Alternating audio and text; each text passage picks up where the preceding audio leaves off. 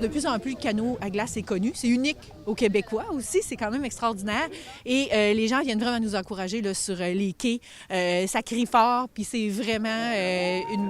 Les partisans sont très nombreux d'année en année. En fait, cette année, on a rajouté une nouvelle classe. On a vraiment on a un bel enthousiasme du côté des canotiers. On commence à avoir de plus en plus de bateaux. Donc, on a décidé de rajouter une nouvelle classe, la classe compétitive, qui se place tout juste entre la classe élite et la classe sportive.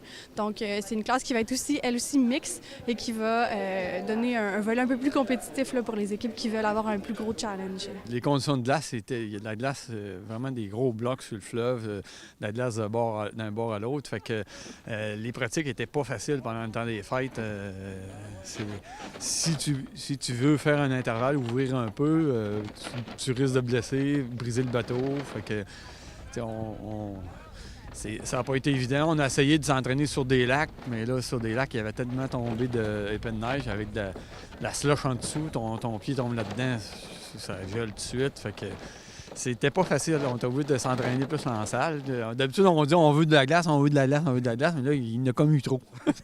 On insiste sur des règlements de sécurité, des points de sécurité. Là, on voit, des fois, c'est pris un peu à la légère. Le monde, c'est pas grave. Puis le monde, c'est... Là, on voit, le monde, regardons ça peut m'arriver à moi. Fait que là, le monde, c'est plus...